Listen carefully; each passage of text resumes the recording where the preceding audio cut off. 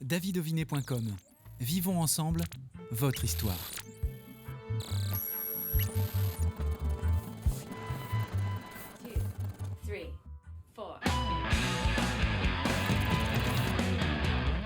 Aujourd'hui, et comme tous les mardis, c'est un réel plaisir de mettre en avant des artistes et de parler de sorties d'albums. Il s'agit de leur deuxième. Il s'appelle Inner Child. Bienvenue dans l'émission Backstage du groupe Today My Pleasure. Et pour représenter le groupe, Daniel Roy. Salut Daniel. Bonjour David. Est-ce que tu peux nous dire comment est né ce projet ? Eh bien écoute, on va dire que c'est la conclusion, enfin en tout cas c'est la concrétisation de quelque chose qui a toujours été existant. Je fais partie d'un groupe où les musiciens font de la musique depuis très longtemps et feront de la musique toute leur vie, j'en suis intimement persuadé. Et à un moment donné, écoute, on se pose, on se regarde, on se parle et on se dit tiens, il y a de la matière, il y a l'envie de faire, il est temps de se réunir et puis de monter ce groupe sans véritablement but, sans véritablement savoir jusqu'où on allait aller. Mais en tout cas, l'idée de se retrouver entre nous était une évidence. Jeune groupe, puisque vous êtes lancé en 2019 avec des musiciens et des personnes qui constituent ce groupe expérimentés. Oui, plutôt expérimentés, ça se voit sur nos visages. Nous sommes très expérimentés, nous avons fait déjà plusieurs groupes, plusieurs expériences, plusieurs concerts derrière nous, plusieurs concepts, plusieurs idées musicales. Donc, oui, en effet, on arrive à un âge et à une maturité qui nous permet aujourd'hui de regarder la musique avec un bon angle, c'est-à-dire l'angle de se faire plaisir, et uniquement se faire plaisir, ce qui est déjà beaucoup. Et du coup, quand on a de la bouteille comme vous, on enchaîne rapidement. 2020, premier album, avec un titre éponyme. Yes. Qu'est-ce qu'il avait de particulier, cet album ? Écoute, c'était assez surprenant. Il faut savoir que sans vouloir se remémorer un passé un peu douloureux, tu te souviens bien de ce qui s'est passé en 2020, donc nous nous retrouvons un peu chez nous, chacun chez soi, obligés par cette petite bestiole qui nous bouffait la vie, et on s'est dit tiens on va faire une maquette, parce que quand ça va repartir, on va faire des concerts, il faut montrer ce qu'on sait faire. Et puis on commence par un morceau, 2 morceaux, malheureusement on nous oblige à rester chez nous encore plus longtemps que prévu. Donc on reste le temps qu'il faut. Et à la fin de cette période de sédentarité, on avait 6 morceaux.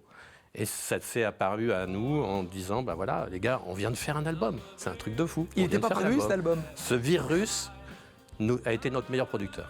C'est bien, c'est aussi une manière de voir se passer positif. Exactement. Comment t'expliques, Daniel, cette envie persistante de faire de la musique ? Eh bien, écoute, je l'expliquerai comme étant quelque chose de vital. Je constate très régulièrement avec des copains musiciens, je m'aperçois que finalement, la musique, elle faisait partie d'eux tout jeunes, mais dans la plus tendre enfance. Des batteurs que j'ai connus qui ne faisaient pas partie forcément d'une famille de musiciens, mais qui tapaient déjà sur des barils de lessive à 4-5 ans, alors qu'il n'y avait pas de raison particulière, rien. On a l'impression que ça leur est tombé dessus. Et nous faisons partie de cette catégorie-là de gens qui, en effet, feront de la musique parce que c'est vital. C'était ton cas, toi, déjà ? C'était mon cas, oui. Qui t'a donné envie ? Eh bien, écoute, je crois qu'il y avait quand même un peu de musique à la maison, mais pas plus que ça. Et je raconte souvent qu'à 6 ans, alors que je n'étais pas musicien, il n'y avait pas de raison, il n'y avait pas de musicien dans ma famille, moi je demande une guitare à Noël, tu vois, c'est un truc quand même assez incroyable. Et j'ai plein d'exemples de ce type-là. Les musiciens ont ça en commun, c'est qu'on a l'impression qu'on a été à un moment donné choisi. Il y en a un qui s'est penché sur notre berceau, qui a dit « Toi, tu feras de la musique. Pour ton bonheur ou ton malheur, mais en tout cas, tu feras de la musique. » Et le bonheur des autres et du public qui vous découvre aujourd'hui, qui va certainement vous découvrir dans les semaines qui arrivent avec cet album, ça y est, deuxième opus, album. Inner Child. Yes. Comment tu décrirais cet album ? Eh bien écoute, là pour le coup, on est dans un album qui a été souhaité, voulu, qui a été bossé comme des fous, qui est une sorte de vraie concrétisation de ce qu'est notre musique, c'est-à-dire, j'allais dire complexe, mais qui est assez riche dans son ensemble, mais qui a une ambition première qui est assez importante et qui va avec tous les arts, c'est de procurer de l'émotion. Et aujourd'hui, la première chose que je pourrais dire, c'est que nous, en le faisant, on en a ressenti énormément. Donc ça, c'est quand même extrêmement agréable. C'était la première raison pour laquelle on le faisait. C'était de se dire, serons-nous fiers de ce résultat? Et aujourd'hui, je peux te dire qu'on en est extrêmement fiers. Forcément, ça va se ressentir, et ça se ressent déjà sur le clip que vous avez diffusé à l'occasion de la sortie de l'album, le clip Emotionally Secure. Yes, exactement. Ça aussi, c'est un beau clip pour la bonne et simple raison, c'est que c'est bien le reflet de ce qu'on veut faire passer comme message. Inner Child, c'est de l'enfant intérieur. Et reprendre nos vraies têtes de gamins, parce que le clip, c'est nos vraies têtes de gamins qu'on a bossé sur nos corps d'adultes. C'est tout à fait le reflet de ce qu'on ressent, c'est-à-dire que nous, il y a ce que j'appelle cette joyeuse régression. Quand on fait de la musique, on n'a pas d'âge, et en tout cas, on est plutôt des ados. On a vraiment ce plaisir de se retrouver comme quand on a démarré avec pas grand-chose. On était souvent des piètres musiciens, mais en tout cas, on avait déjà vachement l'envie, quoi. Tu vois. Il y a 10 titres dans cet album. Tu écris? Oui. Les morceaux? Absolument, ouais. À quel moment, à quelle période tu écris, toi, généralement? C'est vraiment un peu tout le temps. Je suis un peu un serial compositeur. En tout cas, je pense que mes copains le reconnaîtront. Donc c'est vraiment à tout moment. Et puis, c'est aussi par des périodes où on a l'impression que la créativité, elle est tellement forte que les morceaux se défilent, qu'ils peuvent se créer comme ça assez facilement, avec des périodes où tu es un peu plus en difficulté, c'est un peu plus sec. Donc moi, je dirais que j'ai toujours été un compositeur et que dès que je touche un instrument, c'est pour composer. Je suis attiré par la création. Voilà. Tu composes avant d'écrire le texte? Tu fais plutôt comme ça? Toujours? Toujours. C'est la musique et le texte? Exactement, exactement. Et j'ai la chance de bosser avec des techniciens qui ont cette créativité en eux. C'est-à-dire que quand Thierry, notre bassiste, propose une basse, moi je suis subjugué par la créativité dont il fait preuve.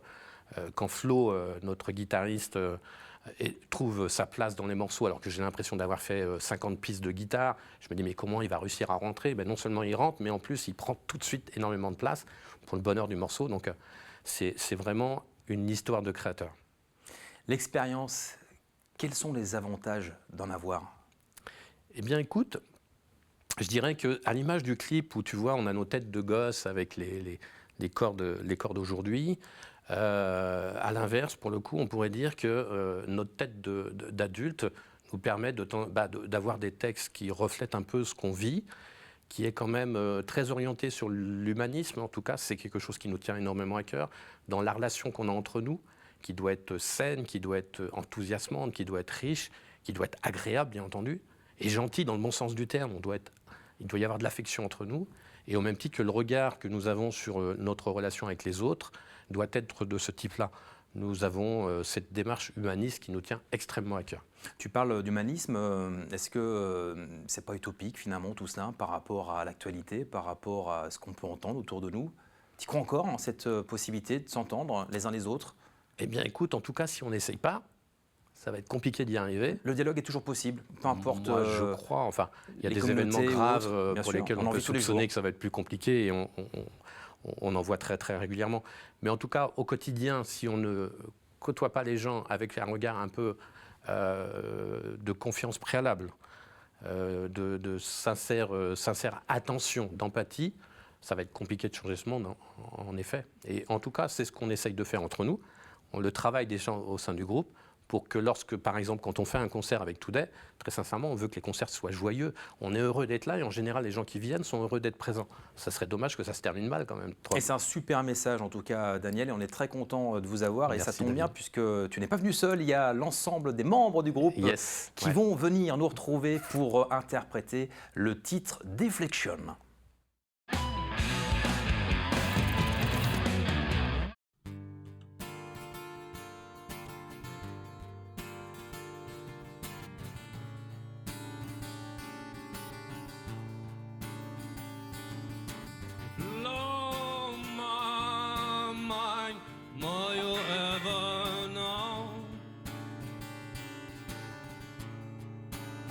Your inner child I saw might be prison, even though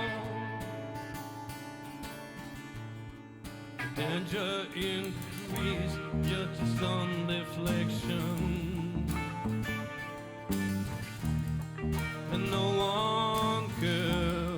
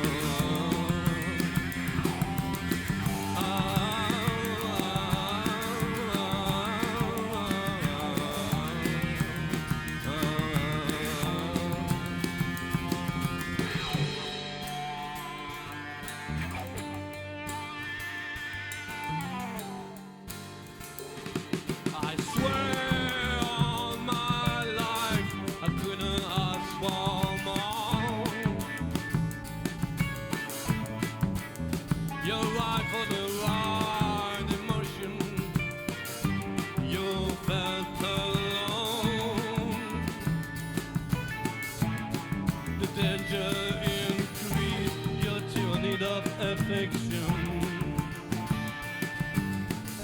And no one cares more than anybody else. I see your eyes.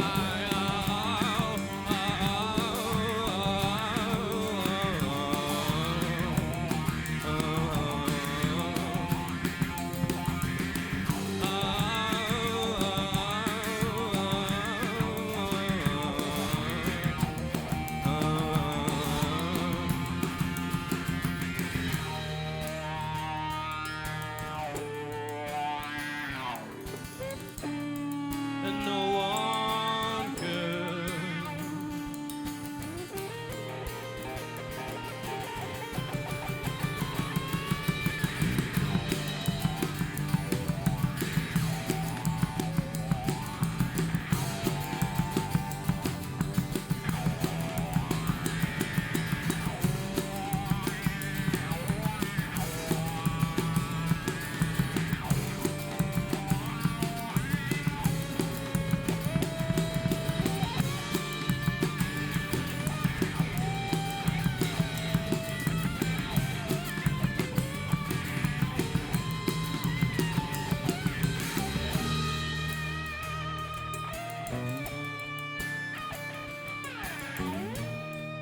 And no one cares more than anybody else.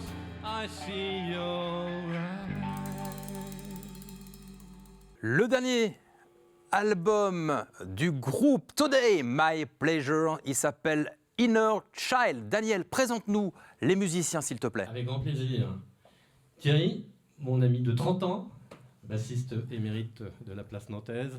Flo, guitariste depuis un peu moins longtemps avec nous, mais toujours aussi talentueux.